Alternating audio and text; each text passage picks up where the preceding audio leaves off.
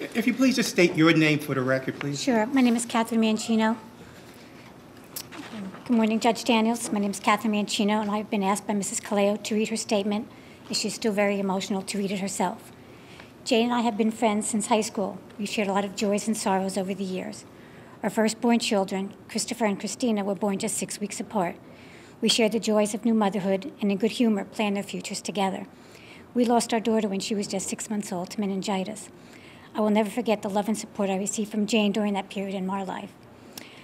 I've never thought in my wildest dreams that she would someday have to endure what I've endured, the greatest loss, the loss of one of her children. So I'm here today in love and support for her. These are her words.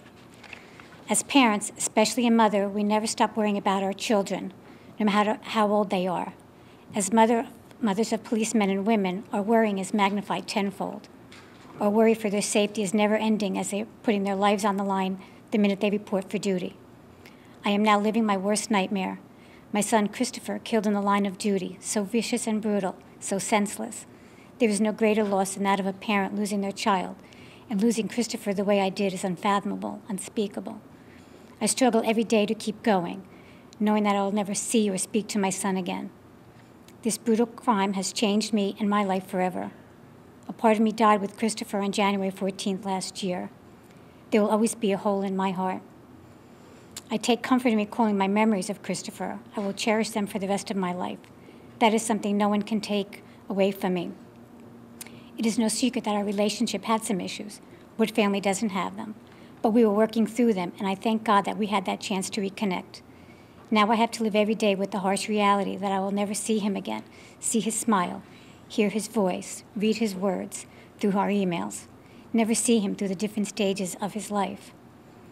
As I now have to live the rest of my life without my son, it is as if I had been given a life sentence of loss, pain, and grief. Therefore, I feel it is only just that the maximum prison sentence allowed under law be imposed upon the person who has been convicted of taking Christopher's life. I have always been proud of my son Christopher, seeing him grow into a fine young man, following his childhood dream and doing the work he always wanted to do, a policeman, helping and protecting the people of the various towns he served. What can make a parent happier than seeing their children happy and living their dream? It has been said that the best die young. This is certainly true in my son's case. He made a difference in his short life by his caring and helping of others, the love for his family, the true friendships he made. Not only is this a major loss to my family and me, it is a major loss to the community and people of Lakewood. I hope they know they had a police officer that truly loved his job, took his oath to serve seriously, and worked hard to protect them. He made the ultimate sacrifice, his life. I know he will always be with us, still smiling and protecting. He is always with me. I also want to give my deep, heartfelt thank you to Marlene Ford and her entire staff for their professionalism, support, and comfort throughout the trial. I also want to thank Mr. Heisler and Mr. Weatherstone for their hard work and dedication to this case, which led to the conviction and the sentencing hearing today. Words cannot express my sincere gratitude. I will be forever grateful. Respectfully, Jane Costello. Thank you, Your Honor. Thank you.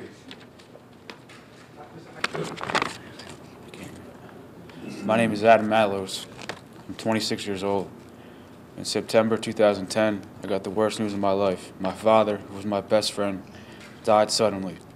The people who came to deliver the news to me personally was my brother Chris and his fiancée Kelly. In the 4 months following our father's death, Chris did everything in his own power to help me try to cope with this major loss, even while he was trying to handle his own grief. I hadn't even had time to deal with the loss of my dad when the unthinkable happened on January 14th, 2011, when I found out my brother had been executed while patrolling the streets of Lakewood. In the space of a few months, the two people who meant the most to me in the world were dead, and my life was changed in ways I couldn't even begin to describe. Chris Matlos was a strong, brave, dedicated, and loving man. He was committed to a job that allowed him to serve and protect the people in his community. His family was important to him, his friends and his fellow officers were important to him. He couldn't wait to marry Kelly, the love of his life. He didn't even get the chance to ask me to be one of his best men in his wedding, something I learned later on as he was planning on doing. He looked forward to many years of being a hard-working, productive police officer. That was stolen from him and he was stolen from us when the defendant, Jamil Crockam, put 3 bullets in his head, killing him. You cannot imagine the devastating effect his loss has created. It is a feeling one cannot describe when a loved one is killed in cold blood while simply carrying out his day-to-day duties. The outpouring of love and support from the local PBA 71, Lakewood Police Department, and family members was comforting.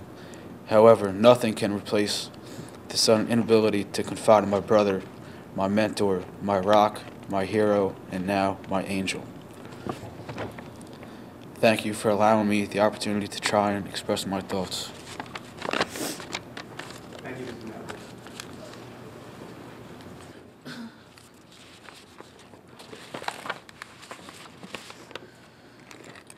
My name is Kelly Walsifer.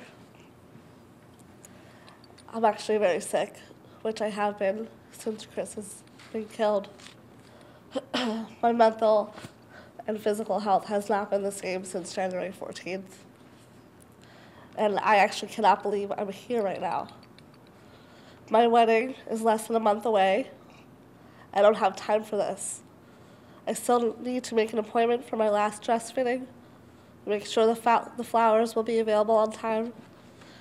And my sister, who is my maid of honor, is planning an awesome bachelorette party for next weekend. Chris and I have the best DJ and venue picked out, and we're going to Tahiti on our honeymoon. It's going to be an amazing start to the rest of our lives and a day I will never forget. January 14th, 2011. You see, that's what I should be talking about. Our wedding, April 21st, 2012. I cringe when I think about it, and right now I don't know how I'm going to feel that day. But I know it's not going to be filled with happy ones and I-do's and cake cuttings. It's like yesterday we booked our venue, took pictures in front of it, and we felt the day was never going to come. The defendant stole that from us. Our wedding. Among everything else we had planned. Chris didn't even finish our home or watch TV on the couches we just purchased. I sleep with his t-shirt every night, the one he wore that day before he went into work and had 3 bullets put into his head. I think our dogs can still smell him. They're the only ones that bring me joy and comfort when I'm alone, which is every night. I had to move out of our home. I had 20 police officers help me pack up everything that we had in boxes and bags and put them into storage. I sat in our empty bedroom and cried because I knew it would be the last time I'd be in there. Every memory, dream, wish we had shattered before me. I had to start my life from the ground up while having a broken heart and wondering why life just isn't fair. I became dependent on medicine to help numb my pain. I suffer from post-traumatic stress syndrome, anxiety attacks.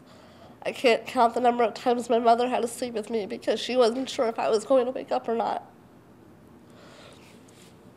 I was out of work for 6 months after Chris was killed, and currently took another leave of absence because people sometimes don't understand what you went through.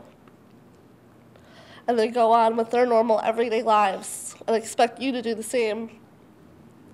I am incapable of handling a job right now because of what the defendant has done to me emotionally and physically. Now you tell me someone besides Adam and myself who went through a suicide and a homicide within 4 months under the age of 26. I remember Chris's laugh and his voice vividly. I dream about him almost every night, and he's happy where he is. Just like he was happy here, with me, with our families, and as a police officer for Lakewood Township. I cry myself to sleep almost every night asking why, but I can't anymore. There's no why in life. I want to tell you what an amazing man Chris was, because I knew him the best. Chris would have made you laugh so hard you would cry. He was always up for a good time and didn't care what people said. And as I said in his eulogy in front of 10,000 officers and citizens, that he had a strong love for our dogs, he had a strong love for life, and an even stronger love for me. And that's how I'm able to get up here and speak in front of this defendant. There's not a moment that went by where we were not happy and living every day if it was our last. And I know the last thing that went through his mind that day his life was so selfishly taken was myself, Adam, Chris's hundreds of friends and fellow officers that he loved to work with. And I know his dad greeted him in heaven and gave him his wings. And I know instantly he was happy to have him. And I was happy to have him as the man I was going to marry. But Mr. Crockam is luckier. He's luckier than Chris because he had the opportunity to be tried by 12. Chris never had that option. He had to be carried by 8. And that is something that he has to live with for the rest of his life. And no matter what the sentence that you may impose upon him, the real sentence will begin when he meets his Maker and his soul is judged by a power higher than me, higher than you, and anyone in this room. That is when the true punishment for his crime will begin. Chris died a hero, lived a hero, and it's my job always to make sure he is remembered for the ultimate sacrifice he made, and that is my vow to him all the days of my life.